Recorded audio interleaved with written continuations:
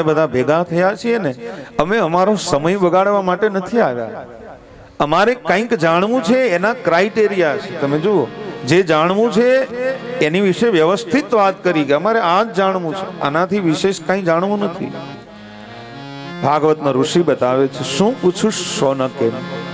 અજ્ઞાન ધ્વાંત વિધ્વંસ કોટિ સૂર્ય સમપ્રભમ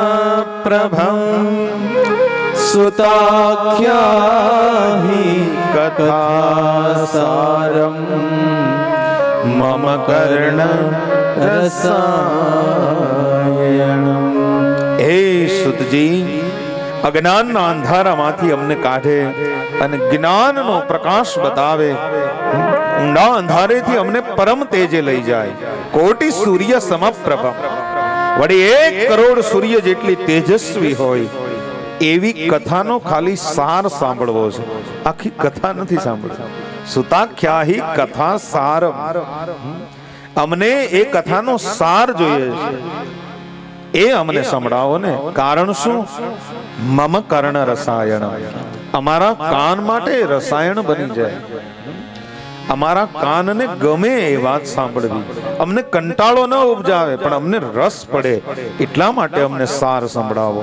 વળી ભક્તિ જ્ઞાન વિરાગાપ્તો વિવેકો વર્ધતે મહાન માયા મોહ નિરાસશ્ચ વૈષ્ણવે ક્રિયતે કથમ. હે સુતજી, આ માયા અને મોહમાંથી વૈષ્ણવ કેવી રીતે પોતાની જાતને છોડાવી લે છે, એ અમારે સાંભળવું છે. આ વૈરાગ્ય આવે તો છે જ. સ્મશાનમાં કોઈનું મળદું બાળવા જઈએ ત્યારે આપણને થોડી વાર માટે વૈરાગ્ય આવી જાય છે કે આ જગતમાં કાંઈ નથી, આ બધું છોડી દેવા જેવું છે. પણ વળી આપણા કુટુંબ પરિવારમાં આવીએ, વળી પાછી આ ઝાડ ફેલાવી છે એમાં આવીએ એટલે વળી પાછું ઓલું વિસ્મરણ થઈ જાય અને વળી માયામાં પાછા આપણે રમવા મળીએ. આ વૈરાગ્ય ટકતો કેમ નથી? આવે છે પણ ક્ષણિક વૈરાગ્ય છે.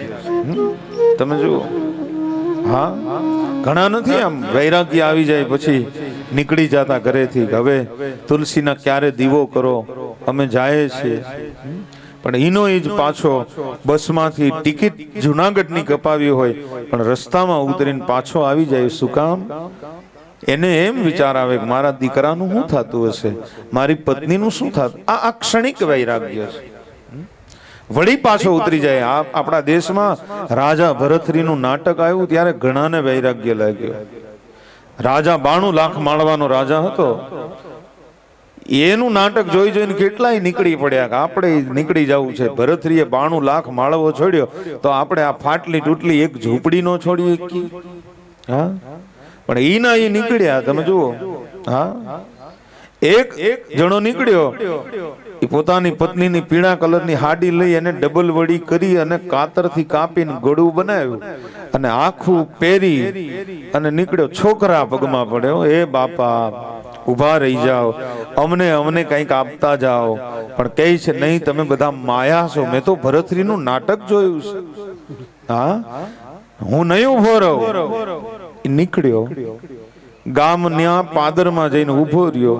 પણ બસ વાળો કોઈ રૂપિયા વગર થોડો બેહાડે, કોઈ લઈ ન ગયો. એ ગામમાં કેટલા દિવસ સુધી આંટા માર્યા, આમથી આમ આમથી આમ. ગામના ભતવારીના ભાત જાય વાડીઓમાં, જમવાનું જમે અને વળી પાછો રે. એ ગામના ગાંડા બાવળના પરડા હતા ત્યાં સુધી ખાધા, પણ હવે કાંઈ રહ્યું નહીં. એટલે ઘરની પાસેથી આંટા માર્યા. હા, પણ એની પત્ની હોશિયારી કે બોલાવવો નથી.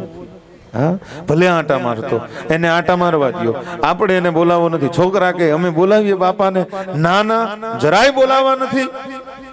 એ બોલાવ્યો નહીં, એ ન્યા ઉભો રહી, પાછો આમ ટગર ટગર જોયા કરે. પણ એની પત્ની એટલી હોશિયાર હતી, બોલાવે નહીં, આમ બારીમાંથી જોવે પણ અંદર આવો એમ ન કે, ભલે ગયો એ કે. હા, ત્યાં તો પાછળ વંડી હતી, ત્યાં ચડ્યો. એની પત્ની વાડામાં ગઈ હતી, કઈક કામે ગઈ હતી, તો ન્યાથી પાછો કે સિસકારા પાડી પાડીને બોલાવે, જુનાગઢ કા રાસ્તા કિધર હે.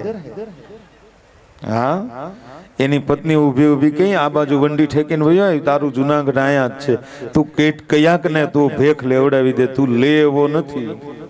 હા, તારા માથાનો વાળ તોડી તો અડધી કલાક હાથમાં સસવાડીશો, ઈ તું ભેખ કેવી રીતે લે? ઈ તારીથી છૂટતો નથી.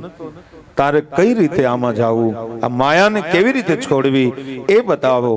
શૌનક પ્રશ્ન પૂછે છે, આ વૈરાગ્યને કેવી રીતે ટકાવો એ બતાવો. ગુરુ વળી પાછો, ઈહ ઘોરે કલો પ્રાયો જીવન અસુરાગતા ક્લેશ ક્રાંતસ્ય તસ્યૈવ શોધને કિમ પરાયણમ.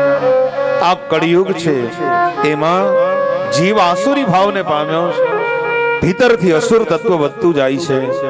આ ક્લેશને કેવી રીતે દૂર કરવા એ બતાવો.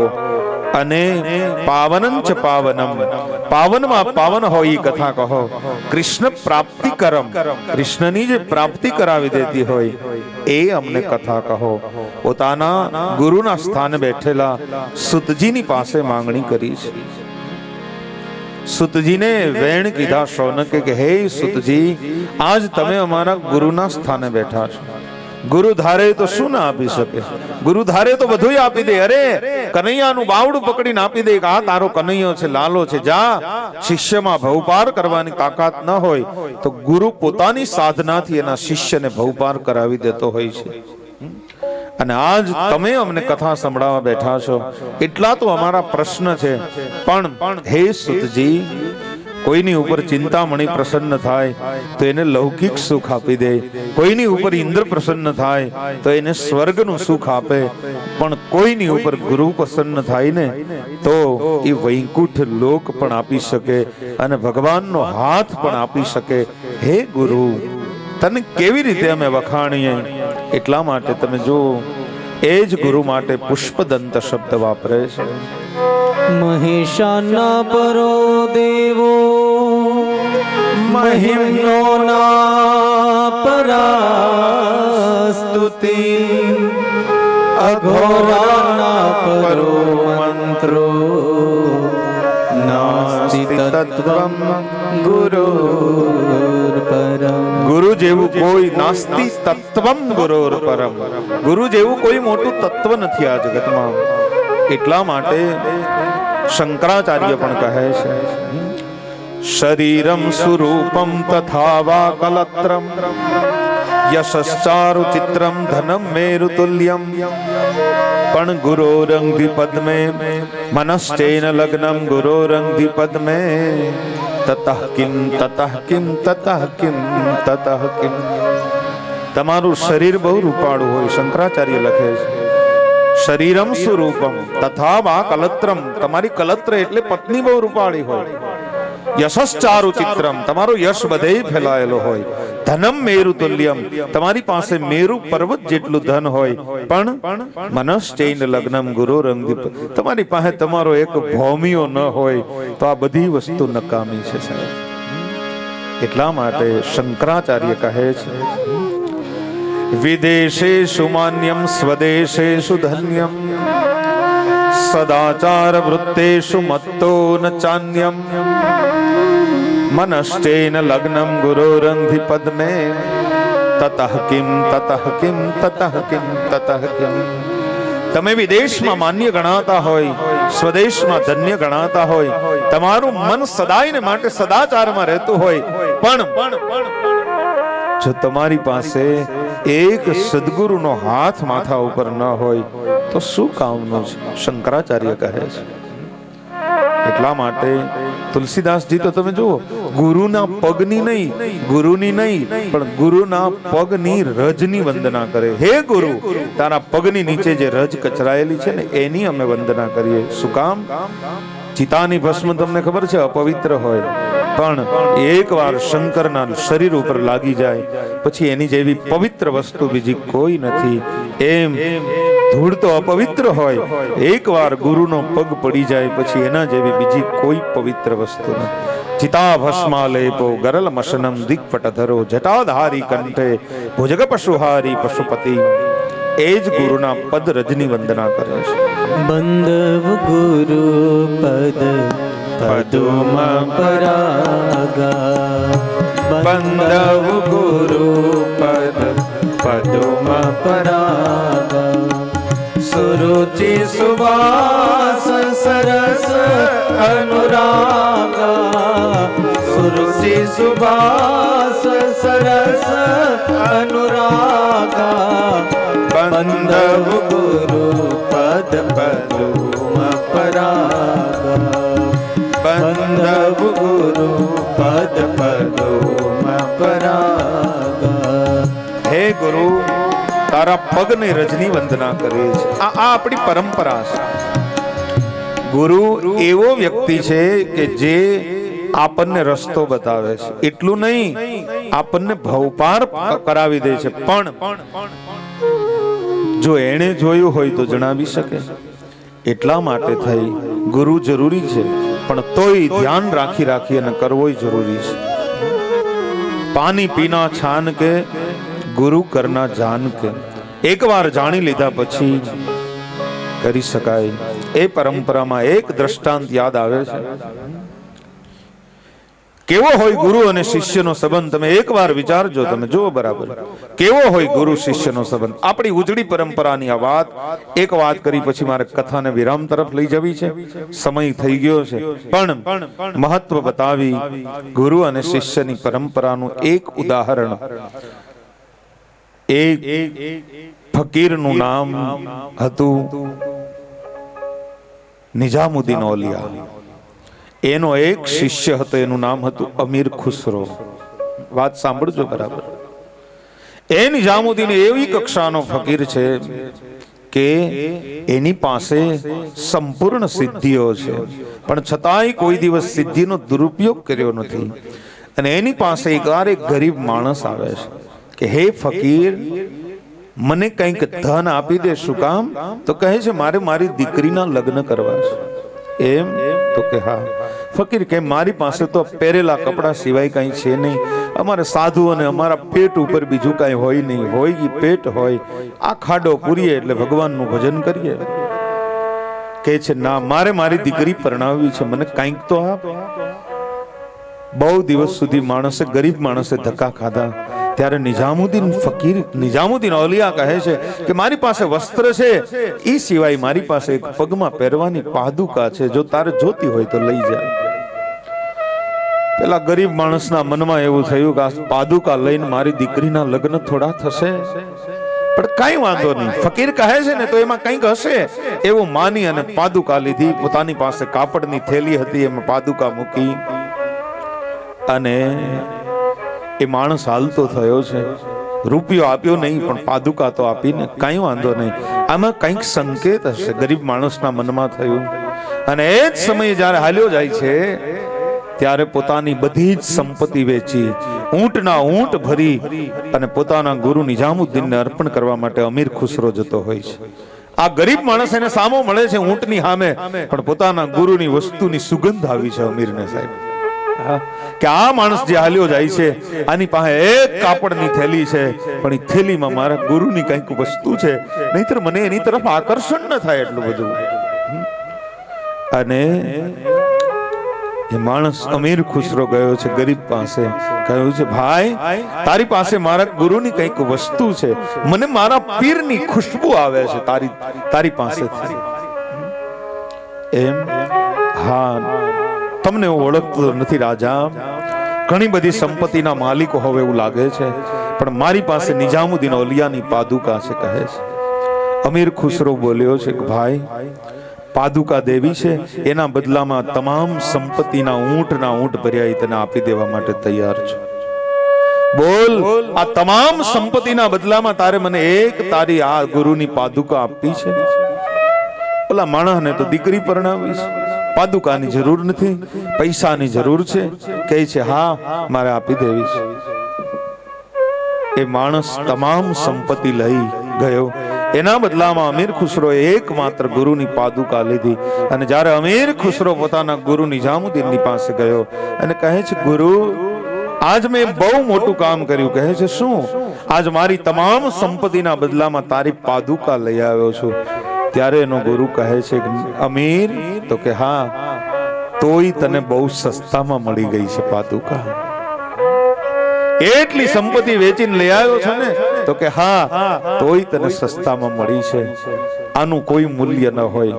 અને ઇતિહાસ એનો સાક્ષી છે સાહેબ, કે માત્ર પાદુકાને પોતાના માથા ઉપર અમીર મૂકે છે અને કુંડલીની જાગૃત થઈ જાય. એ આપણી ઉજળી પરંપરા છે. પોતાના ગુરુને પ્રશ્ન પૂછ્યા, સમય બગાડવાની વાત નથી, એટલા પ્રશ્ન લઈને તારી પાસે આવ્યા છીએ. આના અમારે જવાબ જોવે છે. અજ્ઞાનના અંધારાનો નાશ કરે, વળી પાછી તેજસ્વી હોય, પાવનમાં પાવન હોય, કૃષ્ણની પ્રાપ્તિ કરનારી હોય, વૈરાગ્યને વધારનારી હોય, એવી કથાનો સાર સાંભળવો છે. અને ત્યારે સુતજી પહેલી વાર બોલે છે કે હે ઋષિઓ, હું તમને એવી કથા કહીશ.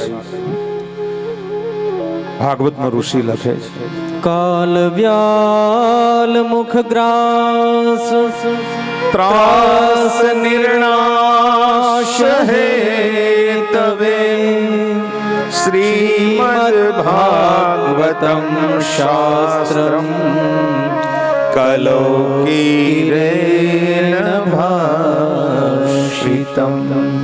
કળિયુગમાં પરમ તેજસ્વી છે એવું શ્રીમદ ભાગવત નામનું શાસ્ત્ર છે, જે કાળના મોઢામાંથી માણસને બહાર કાઢી અને મુક્તિ આપી શકે છે, જેના શ્રવણ કરવાથી મુક્તિ મળે છે.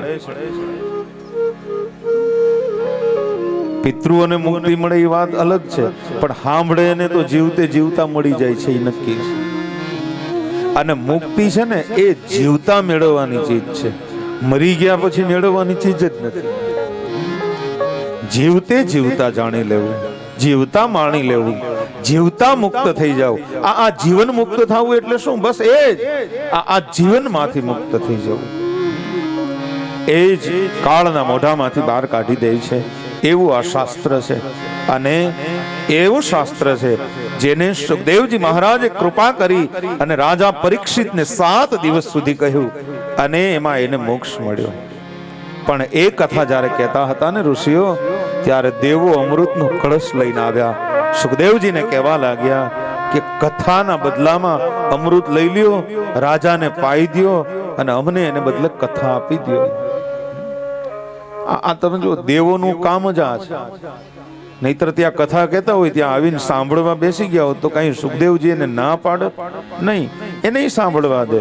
પણ દેવો છે ને, તમે ઘડીક ધ્યાનમાં બેસો એટલે સૌથી પહેલા આપણા મન ડોલવા મળે. હા, ઇન્દ્રિયોનો અધિપતિ છે એ જ મન છે, એ જ ઇન્દ્ર છે. એટલે તમે પુરાણોમાં સાંભળ્યું છે કે કોઈ રાજા તપમાં બેસે એટલે પેલા ઇન્દ્રનું ઇન્દ્રાસન ડોલે. આ ઇન્દ્રાસન નથી ડોલતું, આપણું જ મન ડોલે છે. અને એ જ મન ડોલે છે એટલે આપણે સાધના કરી શકતા. એમ આપણી આંખના દેવો છે, કાનના દેવો છે, નાકના દેવો, એનો ખોરાક છે આપણે નિંદા આપ્યો એટલે એને નિંદામાં મજા આવે છે. એટલા માટે એ કથા સાંભળી શકતા નથી. અહીંયા પરીક્ષિતને સંભળાવે છે, દેવો આવ્યા, અમૃતનો કળશ લઈને આવ્યા, કહે છે અમૃત પાય અને રાજાને અમર કરો અને કથામૃત આપો અમને બદલામાં. આ અમૃત પાઈ દ્યો. પણ સુખદેવજીએ એનો પ્રસ્તાવને હાંકી કાઢ્યો. હસ્યા સુખદેવજી, હે દેવો, આ અમૃત કદાચ રાજાને હું પાઈ દઈશ તો રાજા જીવશે તો ખરો, અમર બની જશે, પણ અમર બનીને હડ્યા કરશે, સડ્યા કરશે, અભય નહીં બને. અમર બનવું એ જુદી વાત છે, પણ અભય બનવું છે એ જ જાણી લીધું છે. કોઈનો જેને ભય ન હોય, નાયા ઈ નર નિર્ભય થયા અને કુડિયા કિનારે બેસી રહ્યા. આમાં જે નાય છે એ નિર્ભય થઈ જાય છે. એટલા માટે કથા ને બદલે અમૃત પણ ન પાઈ શકાય, કથા જ પાવી પડે, કારણ કે આ રોગનું ઔષધ કથા જ છે. અને તમે વેચવા આવ્યા છો અમૃતને, પણ હું દેવર્ષિ છું, હું જન્મ સિદ્ધ વૈરાગી છું, હું મારી કથાને નહીં વેચું, કારણ કે જ્ઞાન વિક્રયનું પાપ લાગે છે. એટલે હે દેવો, મારે તમને એવી કથા કહેવી છે કે જે સુખદેવજી અમૃતના બદલામાં પણ વેચી નથી. મારે તમને એવી કથા કહેવી છે કે એ કથા માટે એકવાર બ્રહ્માને શંકા પડી અને બ્રહ્મલોકમાં તાજવું મગાવી અને ભાગવતને તોડ્યું છે, પણ ભાગવત વજનદાર સાબિત થયું છે. હે ઋષિઓ, આ જ કથા બતાવે છે કે બ્રહ્મા ઈ બુદ્ધિનો દેવ છે અને જ્યારે બુદ્ધિ વધી જાય ત્યારે બધાઈને માપવા નીકળે છે. તમે જોજો, આ એટલામાં છે, આ એટલામાં છે, પણ સંતો કહે છે તું કેટલામાં છો એ તો જો ભાઈ, તું તો જો એવડું મોટું વિશ્વ છે અને એમાં કેવડો એવો તું છો, અને એવડી નાળિયેર જેવડી ખોપરી છે પણ એમાં પૃથ્વી જેવડા ઉધામા છે. જોતો ખરો, એ જ વાત માપવા જ્યારે નીકળે છે ત્યારે સનાતન વસ્તુને કોઈ ફેર ન પડે. કદાચ કોઈ બે જણા કેમ કહી દે કે આ ભાગવતમાં કાંઈ નથી, કપોળ કલ્પનાઓ છે, તો ભાગવતને કઈ ફેર ન પડે, કારણ કે એ તો સનાતન છે. એમાં માપ તો આપણું જ નીકળી જાય કે આપણે ભાગવત માટે વિચાર્યું જ નથી. ઘણા નથી વાતો કરતા કૃષ્ણએ કર્યું એમ ન કરાય, રામે કર્યું એમ કરાય, પણ સમજ્યો નથી એટલે. બાકી કૃષ્ણએ કર્યું એમ કરવામાં કઈ વાંધો નથી, હરખું સમજાણું નથી એનું ચરિત્ર, એટલા માટે આવું થાય છે. એટલે આપણે એને પૂરું સમજીએ તો આપણને ગ્રંથ પ્રત્યે માન વધે છે. અને એવો આ ગ્રંથ છે, માપાય નહીં, પામી જવાય આપણામાં તાકાત હોય તો. એક વૈજ્ઞાનિક થઈ ગયો, એનું નામ હતું ન્યૂટન. એમણે ગતિના સિદ્ધાંતો શોધ્યા. એને કોઈએ પૂછ્યું કે તમને કેવું લાગે છે, તમે એટલી બધું શોધ સંશોધન કર્યું પછી તમને કેવું લાગે છે, એમ લાગે છે તમે બધું મેળવી લીધું હોય એમ? ત્યારે ન્યૂટન નામના વૈજ્ઞાનિકે જવાબ આપ્યો કે I am picking the pebble on the sea shore. હું ખાલી દરિયાના કાંઠા ઉપરથી શંખલા ને છીપલા વીણું છું, આખો દરિયો બાકી છે કોઈને વીણવો હોય તો. હા, એટલે આપણી બુદ્ધિનું ગજુ કેટલું હોય સાહેબ? આપણી બુદ્ધિનું જેટલું ગજુ હોય એટલું આપણે આમાંથી વીણી શકીએ. બાકી આને ખોટું કહેવું એ અપરાધ છે, અપરાધ છે. તમે જુઓ, વૈજ્ઞાનિકો એટલા વર્ષોની મહેનત પછી માત્ર એક ગોલ્ડ પાર્ટિકલ ગોત્યો, હિગ્સ બોસોન. કેટલા વર્ષો, કિલોમીટરોની એવડી મોટી ટેસ્ટ ટ્યુબો, એટલા મોટા પ્રયોગો, અને એમાંથી એક માત્ર પાર્ટિકલ મળ્યો જેને હિગ્સ બોસોન કીધો. પણ આ સંતોએ અંતરદ્રષ્ટિ કરી, ભાગવતને સમજી અને પરફેક્ટ પૂરેપૂરો ગોડ મેળવી લીધો છે. એની વિશે આપણે વિચાર કરવો જોઈએ કે આપણે પાર્ટિકલ જોઈએ છીએ કે પરફેક્ટ જોઈએ છીએ. એ પણ એટલું જ મહત્વનું છે. પાર્ટિકલ ને બદલે આ ભાગવત બતાવે છે તને પરફેક્ટ મળે એમ છે. કારણ ભાગવતમાં લખ્યું કે આ જગત કોઈને પૂરેપૂરું મળતું નથી, જેને મળે છે એને અધૂરું મળે છે, અને પરમાત્મા કોઈને અધૂરો મળતો નથી, જેને મળે છે એને પૂરેપૂરો જ મળે છે. તો એવું આ ભાગવત છે. એની પહેલી કથા છે, એમાં નારદજી પૃથ્વીની પરિક્રમા કરવા માટે આવે છે અને ત્યારે ભક્તિના બે દીકરા જ્ઞાન અને વૈરાગ્ય મૂર્છિત થઈને પડ્યા હોય છે. એનું દુઃખ કેવી રીતે દૂર કરે છે એ કથા ભાગવતે આપી છે મહાત્મ્યમાં. પણ એ કથાનો આપણે આશ્રય લઈશું આવતીકાલની કથામાં. અને પછી એક ધુંધુકારી નામના પ્રેતની મુક્તિ ભાગવતના માધ્યમથી કેવી રીતે થઈ એ મહાત્મ્યની કથા છે. એ બે કથા આપણે કાલે સવારે 9:30 કલાકે લેશું. અત્યારે કથાના વિરામ તરફ લઈ જાઓ એ પહેલા 2 મિનિટ માટે હરિનામ સંકીર્તન, પછી આરતી, પછી અત્રેથી જે રજૂ થાય તે. જય રાધે જય રાધે, જય શ્રી કૃષ્ણ. સબ ગાઈએ જય રાધે, બોલો જય રાધે, બોલો જય શ્રી કૃષ્ણ, બોલો જય રાધે, બોલો જય શ્રી કૃષ્ણ, બોલો જય રાધે, જય શ્રી કૃષ્ણ, બોલો જય રાધે, જય શ્રી કૃષ્ણ, બોલો જય રાધે, જય શ્રી કૃષ્ણ, બોલો જય રાધે, જય શ્રી કૃષ્ણ, બોલો જય રાધે, બોલો જય શ્રી કૃષ્ણ, બોલો જય રાધે, બોલો